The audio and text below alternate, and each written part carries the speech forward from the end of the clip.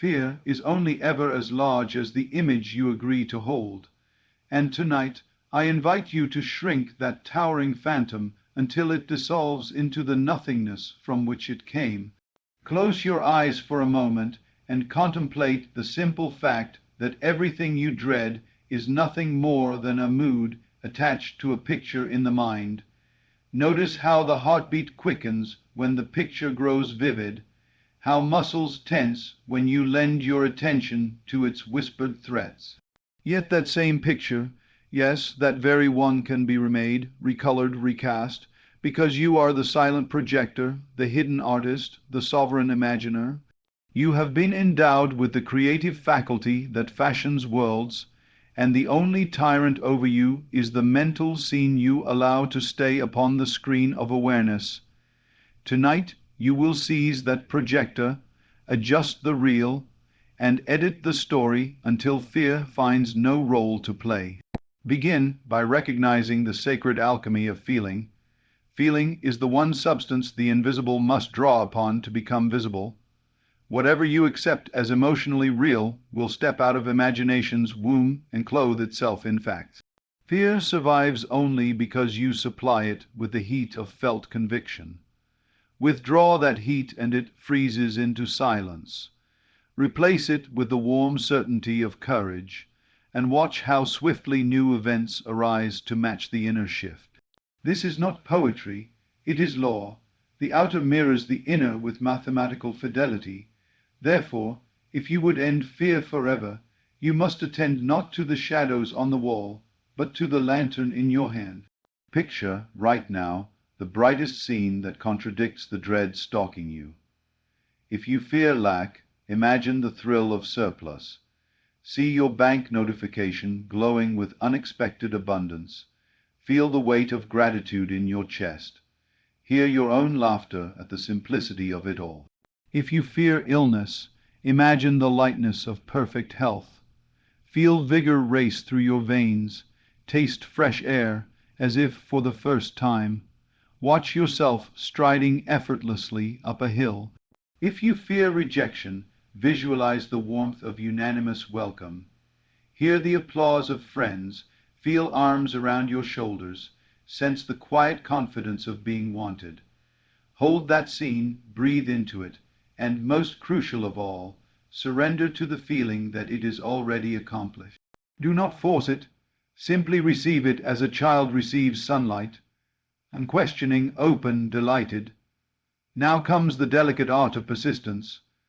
The world will test your new allegiance, not because it is malicious, but because it is faithful to the impressions you have already pressed upon it. Old echoes of fear may return in news headlines, bank statements, or unsettling conversations. Smile at them. They are the ghosts of yesterday's thoughts, nothing more. They hold no creative power of their own. Your imaginative act, repeated in quiet moments of the day, and especially in the drowsy interval before sleep, is planting fresher seeds. Hold to the end that thrills you no matter how loudly appearances protest, and soon the protest will fade like mist beneath a rising sun. Some will argue that fear is useful, that it protects and warns. But caution and fear are not the same. Caution is a rational evaluation that informs wise action. Fear is an emotional paralysis that distorts perception. You can decide a course of prudence without surrendering your peace. Peace is the native atmosphere of creation. In peace, the mind is clear, and clarity evokes solutions that panic can never see. Therefore, cultivate peace deliberately. Enter a silent room, turn off every device, and listen until you hear the soft rhythm of your own breathing. Let each exhale carry away stored tension. Let each inhale draw in a quiet assurance that all is well, for all springs from the imaginative act you now govern. Consider the power hidden in a single sentence believed. If you repeatedly affirm, "I am fearless," yet beneath that declaration lurks doubt, You merely engrave both words and doubt upon the mind, and the stronger feeling will win. Empty phrases cannot conceal trembling emotions. Instead, craft a statement that sets your heart ablaze with truth. I walk in bold serenity, for the universe rushes to uphold my vision. Whisper it until the whisper becomes a shout of certainty that vibrates through bone and marrow. When the feeling of reality saturates the phrase, you have unleashed a creative decree, and fear must leave the throne. Let us touch upon memory, for fear is often the offspring of remembered pain. Memory is not a dungeon, but a workshop. You may revise the past as easily as you chart the future. Recall the moment that wounded you, see it clearly, and now replay it as you wish it had been.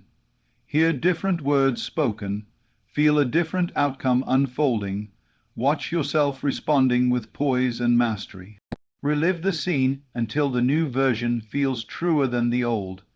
Do this nightly, and the subconscious will accept your revision as fact, releasing the emotional charge that once chained you.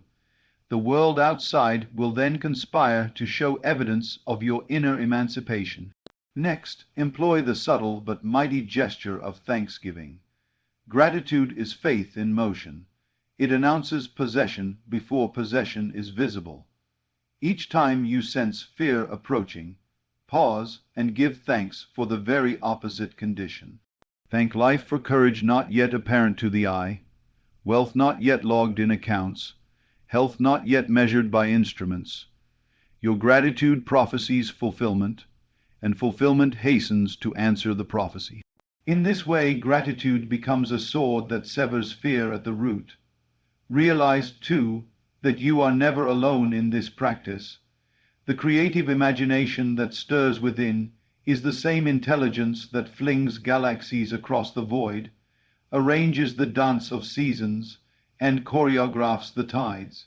Align yourself with that rhythm, and fear must bow. Speak to that indwelling presence as friend to friend. Say, reveal to me the scene that sets me free, and wait in gentle expectation. A picture, a phrase, a sudden knowing will arise. Trust it, cherish it, act in harmony with it. Action taken in faith amplifies faith. Action delayed for fear reinforces fear. Move, therefore, while the inner music still plays.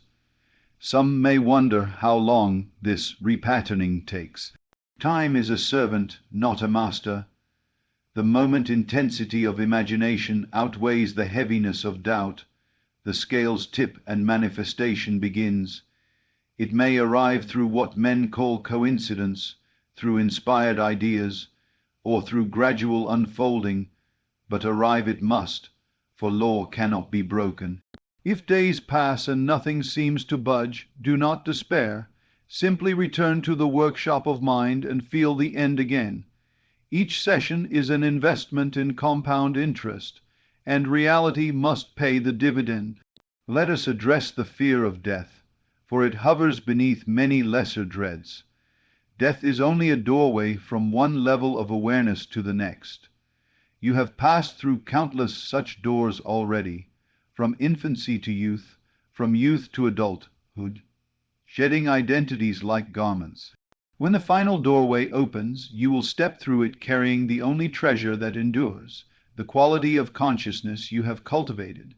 Therefore, free yourself from the terror of endings by dwelling upon the splendor of continuance. When fear of death evaporates, every other fear loses its anchor. I urge you now to adopt a nightly ritual. As you retire, assume the posture most natural for sleep, and before consciousness drifts, summon the scene of your chosen triumph. Feel its reality saturating every nerve. Hear the sounds, breathe the air, taste the sweetness of victory. Whisper, "This is so," and let slumber carry that decree into the depths where all scripts are authored. When morning breaks, rise expecting signs, and when signs appear, no matter how small, celebrate them. Celebration magnifies the seed until it becomes a forest of evidence. Understand that fear is polymorphic. It may disguise itself as logic, cynicism, even responsibility. Whenever a thought counsels caution at the expense of possibility, examine it under the light of imagination. Ask, does this thought enlarge me or diminish me? If it dims your inner horizon, it is fear in borrowed clothing. Replace it at once with a vision that expands your being. Great feats are undertaken not because danger is absent, but because vision is vivid. In conversations, refuse to rehearse disasters. Words spoken in casual chatter slip quietly into the subconscious as instructions. Speak of health, speak of abundance, speak of harmony, and you program both mind and environment to echo those themes. Should others insist upon tales of doom, listen with compassion, but do not internalize. Mentally rewrite their stories as you hear them. If they describe an illness, silently picture them radiant. If they describe lack, inwardly envision their overflow. In lifting them imaginatively, you shield yourself and bless them alike. Finally, cultivate the majestic stillness that underlies all motion. Sit each day in silence and trace thought to its birthplace. You will find a luminous emptiness out of which every idea emerges. That emptiness is pure potential, untouched by dread, alive with promise. Rest there and know that nothing can threaten your essence. From that sanctuary command your world, and the world will obey. When the mind is trained to dwell exclusively on images of courage, abundance, health, and joy, fear becomes an old myth remembered only with gentle amusement. You will walk through former battlegrounds as a conqueror who scarcely recalls the struggle. People will ask, "How did you achieve such calm?" And you will smile, knowing that the secret is disarmingly simple. You turned within, claimed the power to feel the end you desired, and refused every picture that contradicted it. Do this faithfully, and fear, once presumed immortal, will fade into history, never to rise again.